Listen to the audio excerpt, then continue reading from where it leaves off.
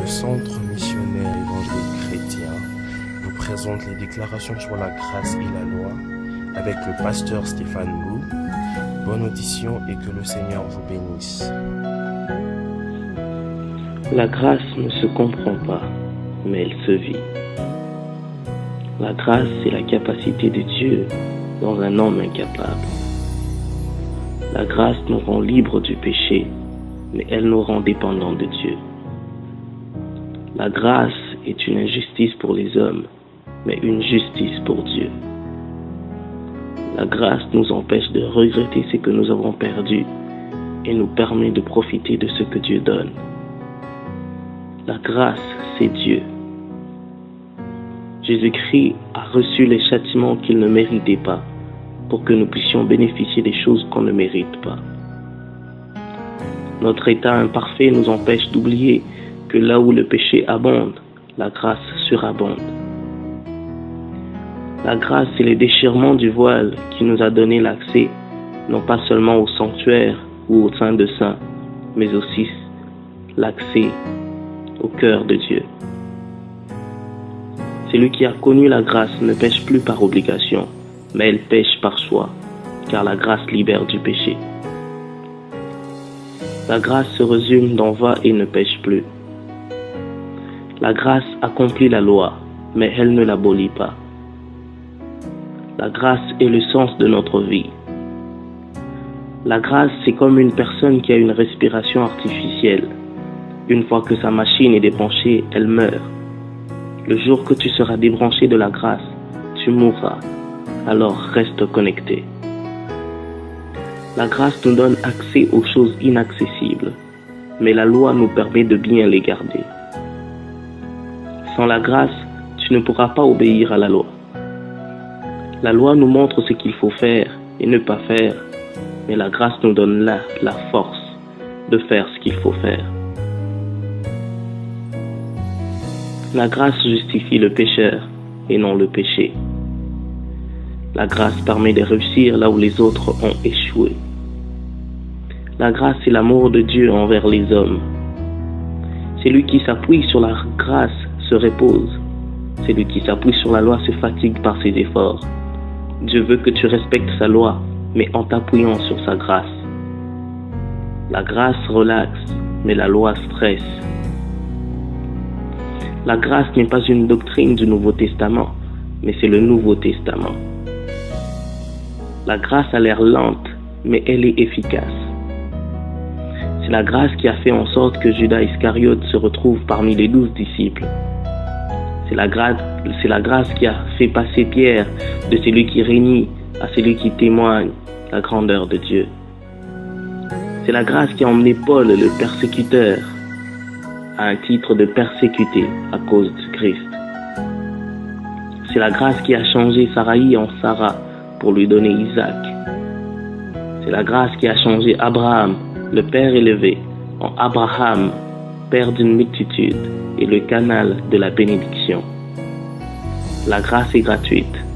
Elle est donc accessible pour quiconque croit. Car Dieu a tant aimé le monde qu'il a donné son Fils unique, afin que quiconque croit en lui ne périsse point, mais qu'il ait la vie éternelle.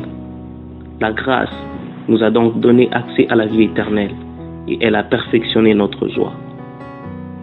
Lorsqu'on rencontre la grâce, on ne bénéficie pas seulement d'elle, mais on devient une source de grâce pour les autres. La grâce, c'est Jésus-Christ. La grâce a rendu accessible la sainteté pour les hommes. La loi exige, mais la grâce donne. La loi a été donnée par Moïse, mais la grâce et la vérité sont venues par Jésus-Christ. Alors, avoir Jésus-Christ dans sa vie, c'est avoir la grâce, car il vient toujours avec la grâce et la vérité. La grâce ne dépend pas de tes œuvres, mais elle dépend de Dieu. C'est la grâce qui forge notre identité et notre nature. Christ est mort pour que la justice ne vienne plus par la loi, mais pour qu'elle vienne par la grâce. La loi met l'accent sur ce que l'homme doit faire, mais la grâce accentue ce que Dieu fait. La grâce a rendu le salut accessible pour tous. La loi est telle qu'elle est, mais la grâce est multipliable. La grâce a fait de nous des co-héritiers du Christ. Romains chapitre 6, verset 19 dit ceci: car le péché n'aura point de pouvoir sur vous, puisque vous êtes non sous la loi, mais sous la grâce. Telle est ma prière sur toi, que le péché quitte ta vie. J'aimerais faire une prière avec toi.